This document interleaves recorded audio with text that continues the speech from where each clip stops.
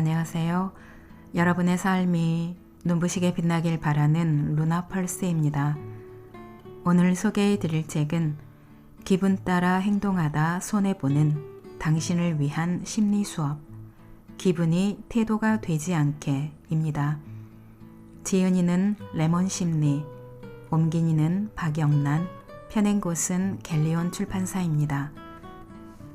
레몬심리는 중국의 대표적인 심리 상담 플랫폼으로 전문가에게 손쉽게 상담을 받을 수 있는 창구로 유명해졌다고 합니다. 이 책은 기분에 조종당하고 감정에 휘둘리는 사람들에게 감정의 주인이 되는 방법을 소개합니다. 그럼 책의 내용 중에서 일부 소개해 드리겠습니다.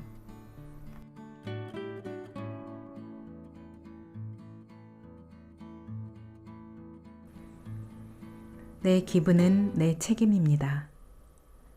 기분이 안 좋은 날에는 나도 모르게 기분이 밖으로 드러난다. 이러면 안 된다는 걸 알면서 짜증이 솟구치는 것을 참을 수가 없다. 빽 하고 신경질을 낸 뒤에 왜 화를 내고 그래? 라는 친구의 주눅든 목소리를 들으면 민망하고 미안하다. 이런 일은 너무나 비일비재하다. 집에서도 학교에서도 회사에서도 다수의 기분이 서로 교차하고 영향을 주며 아슬아슬한 분위기를 만들어내는 가장 대표적인 공간은 일하는 곳이 아닐까. 출근을 하면 사회인의 가면을 쓰고 선을 지키려는 노력을 시작하지만 누군가에게는 그 선을 넘는 일이 너무 쉽다. 사무실에서 이성을 잃고 버럭 소리를 지르는 사람도 있고 컴퓨터 키보드를 신경질적으로 두드리는 사람도 있다. 누군가는 지금 나 건드리면 가만 안 둬 라는 경고를 온몸으로 뿜어내기도 한다. 크고 작은 차이만 있을 뿐이지 누구나 기분을 드러낸다. 내 기분은 내 선에서 끝내야 하는데 나도 모르게 겉으로 드러난다. 하지만 기분과 태도는 별개다. 내 안에서 저절로 생기는 기분이 스스로 어찌할 수 없는 것이라면 태도는 다르다. 좋은 태도를 보여주고 싶다면 소중한 사람에게 상처 주고 싶지 않다는 마음만 있다면 우리는 충분히 태도를 선택할 수 있다. 우리는 감정이 상한다고 해서 울고 떼쓰는 어린아이가 아니다. 아이는 자신이 어떤 감정을 느끼는지도 정확히 알지 못하기에 표정과 몸으로 말한다. 하지만 성인은 다르다. 감정의 종류를 정확히 인지할 수 있고 그것에 따라 표현 방법을 달리할 수 있다. 또한 엄청나게 격정적인 감정이 아니라면 스스로 통제할 수도 있다. 안 좋은 기분을 털어내고 싶다면 남에게 폐를 끼치지 않는 선에서 표출할 수도 있다. 사회생활을 하다 보면 서로의 기분을 살피고 감정을 나누는 일을 피할 수 없다. 하지만 모두가 서로의 기분을 알아야 할까? 다른 사람은 당신의 기분을 모르고 지나갈 권리가 있다. 당신도 마찬가지다. 다른 사람의 기분을 모르고 지나칠 권리가 있다. 기본적으로 내 감정은 내 책임이라는 것을 인지해야 한다. 출근길에 기분이 상하는 사건이 있었다면 그건 회사 사람의 잘못이 아니고 회사에서 자존심이 상하는 일이 있었다면 그건 가족의 탓이 아니다. 기분을 망친 대상이 분명할 때는 그 대상에게 정확히 짚고 넘어가자. 화풀이 대상을 잘못 선택하고 엉뚱한 데에 푸는 버릇을 고쳐야 한다. 나와 조금 더 친밀한 사람, 가깝고 만만한 사람을 대상으로 화풀이를 하는 경우가 제일 최악이다. 사람이 말을 함부로 하는 것은 자신의 실언에 책임을 지지 않기 때문이다. 맹자가 남긴 명언이다. 아마도 회사에서 기분대로 행동하는 걸로 악명 높은 사람이 있다면 그중 대부분은 높은 직급의 상사가 아닐까. 그런 사람들은 마음대로 기분을 드러내도 자기에게 뭐라고 하는 사람이 아무도 없기 때문에 굳이 조심할 필요성을 못 느낀다. 사람은 누울 자리를 보고 발을 뻗는다. 나는 맹자의 말에 전적으로 동의하지는 않는다. 결국 사람은 자신의 행동에 책임을 진다고 생각하기 때문이다. 회사 상사에게 기분 안 좋은 거 너무 티내지 마세요 라고 대놓고 말하는 사람은 거의 없겠지만 사실 그 사람에 대한 평가는 이미 바닥을 쳤을 것이다.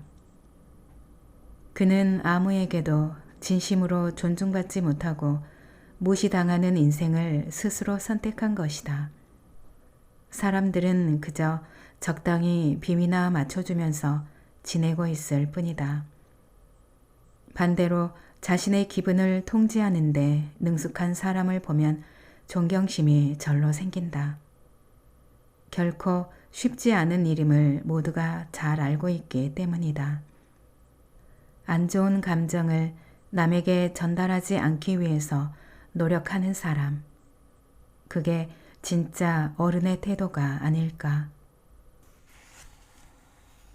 부정적인 사람, 나의 에너지 도둑. 계획은 뭐하러 세워? 어차피 금방 관둘 거잖아. 우린 안 될 거야, 아마. 요즘 들어 부쩍 이런 이야기를 하는 친구들이 늘었다. 농담이 섞여 있기는 하지만 대부분은 진심이다. 다 같이 자학하며 웃는 시간이 가끔은 재미있게 느껴지기도 한다. 하지만 한 사람의 부정적인 에너지는 함께 있는 사람의 기분을 가라앉히고 우울하게 만든다.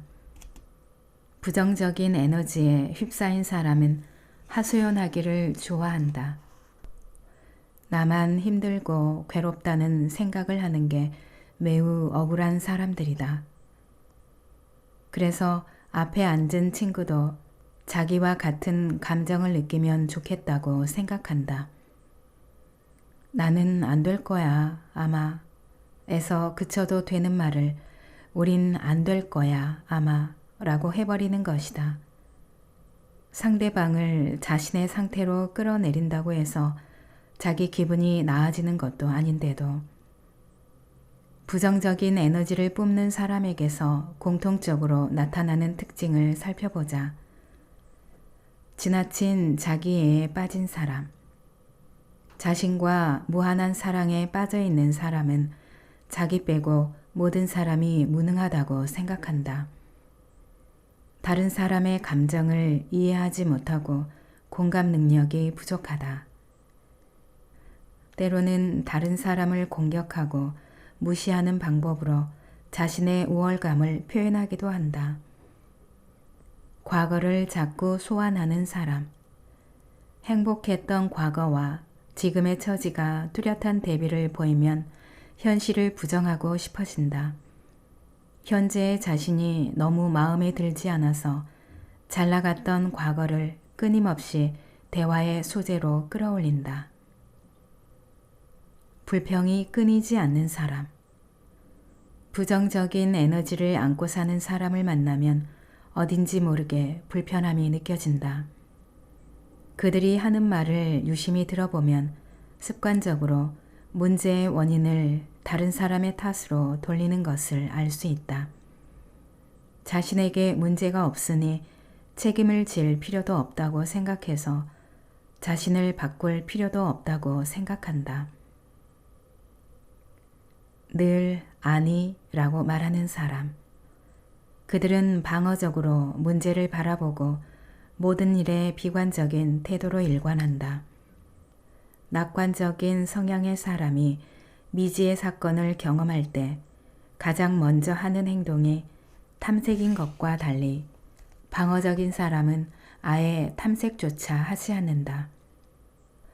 위험을 무릅쓰려 하지 않고 시도하지 않는다. 늘 방어적인 태도를 취하기 때문에 언제나 좋은 기회를 놓친다. 안 좋은 소문을 흘리는 사람. 다른 사람에 대해 안 좋은 이야기를 많이 한다. 끊임없이 누군가를 욕하고 질투한다. 나쁜 에너지로 가득한 이야기에 모두가 흥미를 느끼고 공감해주면 그제서야 만족한다. 이런 사람들과 오랜 시간을 보내고 온 날은 경무에 시달리고 퇴근한 날처럼 몸과 마음에 힘이 없다.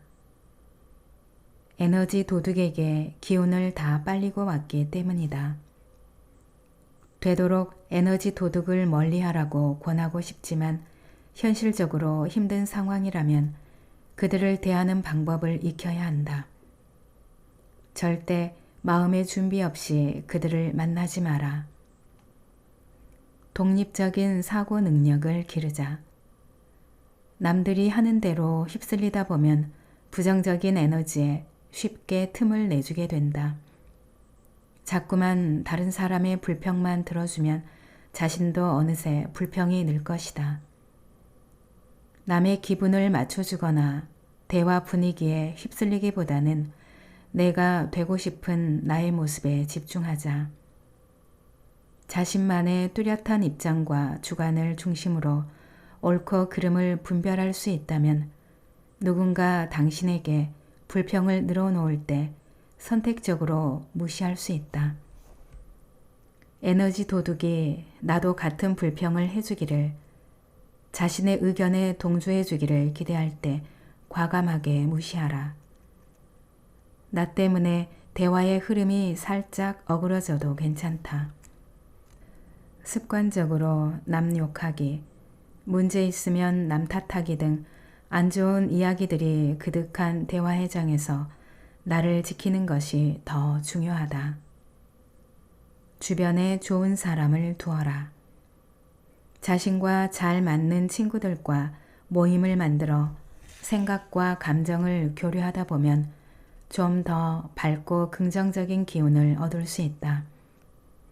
누군가의 부정적인 에너지가 자신의 영혼에 치명적인 영향을 미친다면 서서히 거리를 두고 멀어져도 괜찮다. 모든 사람은 자신이 좋아하는 사람들과 지내고 교제할 권리가 있다. 그래도 이건 잊지 않으면 좋겠다. 에너지 도둑을 멀리해야 자신을 지킬 수 있는 것은 맞지만 부정적이라는 성격의 특성은 한 개인의 일부일 뿐이며 전부를 대표할 수는 없다. 모든 일에는 원인이 있는 법. 당신의 에너지 도둑이자 친구인 그는 부정적인 에너지에 갇혀 인생의 슬럼프를 겪고 있을 수도 있다. 그러니 가끔은 그가 기분 전환을 하고 다른 시각을 가질 수 있도록 도와주는 것도 필요하다. 자세를 바꾸는 것만으로 기분이 바뀐다. 나는 마음이 아프다고 말하는 사람의 자세를 유심히 들여다보곤 한다. 몸과 마음은 우리가 생각하는 것보다 더 긴밀하게 연결되어 있기 때문이다. 다양한 감정들이 몸에 영향을 주듯이 거꾸로 몸의 자세를 바꾸는 것도 감정에 영향을 끼친다. 자신감 넘치는 자세를 취하면 실제로 더 자신감을 느끼게 되고 웅크리고 다니던 몸을 곧게 펴는 것만으로도 마음속 응어리가 작아진다. 제인은 자기도 모르게 어깨를 구부리고 다니는 습관이 있었다. 그의 사연을 들어보니 사업에 연이어 실패하면서 자신감이 바닥을 친 상태였다. 남의 눈에 띄지 않고 싶다는 바람이 몸을 최대한 작게 만드는 자세를 만든 것이다. 나는 제이에게 제일 먼저 몸의 긴장을 풀고 어깨를 펴는 습관을 들여야 한다고 조언했다. 제이는 처음에 이 조언을 진지하게 듣지 않았지만 나중에는 점점 자세 변화의 효과를 느낀다고 말했다. 몸과 마음이 서로 영향을 주어 선순환으로 접어든 것이다. 몸은 마음을 바꾸고 마음은 행동을 바꾼다. 내 몸에 관심을 기울이는 일은 이토록 중요하다. 몸과 마음은 조화를 이루려는 경향이 있다. 마음의 상처를 받으면 우리 몸도 그에 따른 변화가 생겨 철저한 방어 자세로 돌입한다. 열등감에 빠져 있으면 자연스럽게 움츠러들어 고개를 푹 숙이고 손가락을 꼰다. 자신감이 떨어져 고개를 숙이고 있는 자신을 발견했다면 억지로라도 고개를 들고 정면을 응시하자. 또 무기력함에 손가락만 만지작거리고 있다면 당장 두 손을 내리고 심호흡으로 냉정을 되찾자. 남한테 털어놓지 못하는 감정으로 끙끙 앓는 사람들에게 추천하는 방법이 하나 있다. 그것은 바로 몸을 통해 외부의 지지를 느끼라는 것이다. 말이 조금 어렵지만 자세는 아주 간단하다. 의자에 차분히 앉아서 등을 기대고 두 발을 바닥에 단단하게 디딘 다음 깊게 숨쉬고 내뱉어보자. 몸의 긴장을 다 풀고 두 발을 통해 자신을 받치고 있는 땅의 기운을 느껴보자. 그렇게 하면 누군가 든든한 등을 나에게 내어준 것 같은 느낌이 든다. 나는 이 간단한 방법으로 세상의 응원을 얻은 듯이 기운을 되찾곤 했다. 어릴 때 나는 너무 쉽게 흔들리고 휘둘렸다. 그때마다 나는 몸을 더 믿었고 그 믿음은 나를 배신한 적이 없다.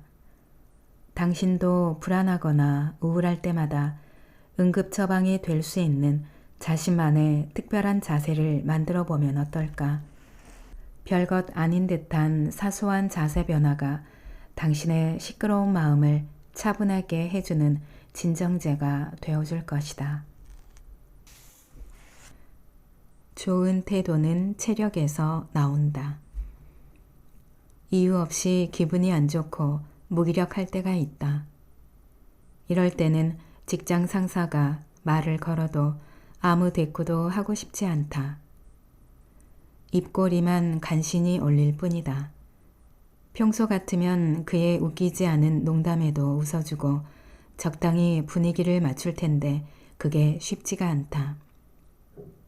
우리는 흔히 외부 환경과 머릿속 생각이 기분을 좌지우지 한다고 생각한다.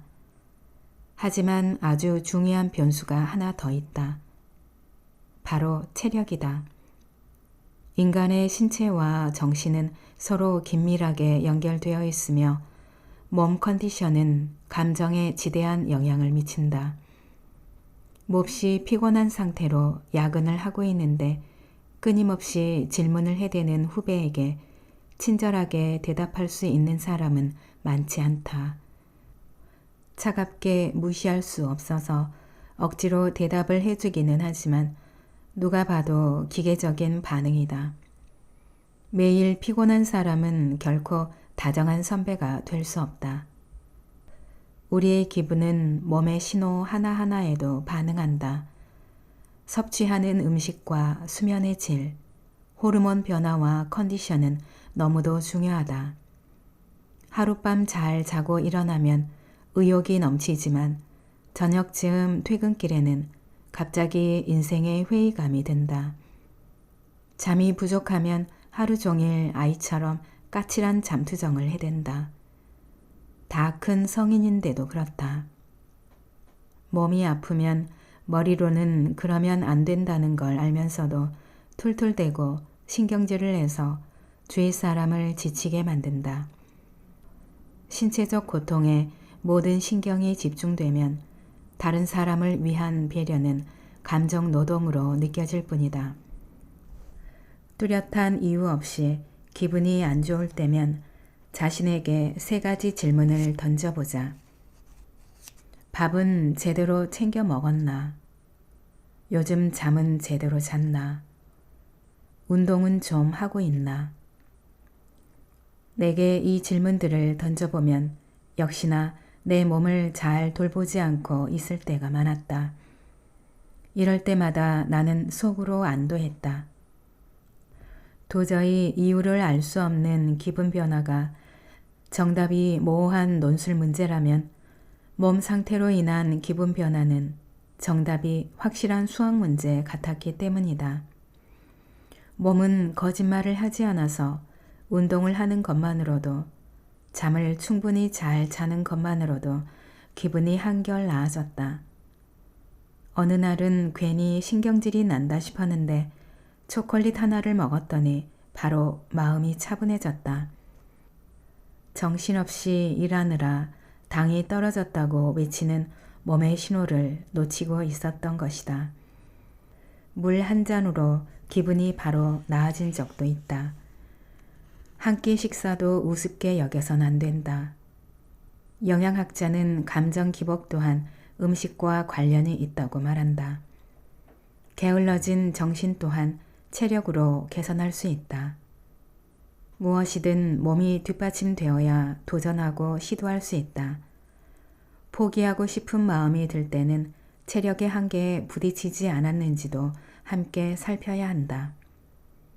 머릿속 모든 생각들이 비관적으로 흐른다면 유산소 운동을 해보자. 긍정적인 마음의 힘이 다시 솟아오를 것이다. 몸과 마음을 함께 돌봐야 나에게도 남에게도 정성을 다할 수 있다. 한 가지 더, 배가 고프거나 피로가 누적되어 있을 때는 중요한 결정을 내리지 않는 것이 좋다. 색안경을 쓴 채로 세상을 바라보기 때문에 이때의 판단은 믿을만 하지 않다. 며칠간 잠을 못 자서 정신이 또렷하지 않을 때는 무엇을 배우지도 말고 중요한 미팅이 있다면 미뤄라. 부정적인 의견으로 미팅을 망칠 수 있기 때문이다. 수면 부족은 짜증을 유발하고 스트레스를 증가시키며 자신감을 떨어뜨린다. 이럴 때 해결 방법은 아주 간단하다. 당신에게 필요한 것은 오로지 잠, 달콤한 잠일 뿐이다.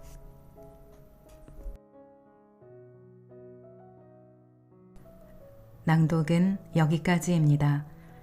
여러분의 구독과 좋아요, 댓글은 저에게 큰 힘이 되는 거 아시죠? 오늘도 끝까지 들어주셔서 감사합니다.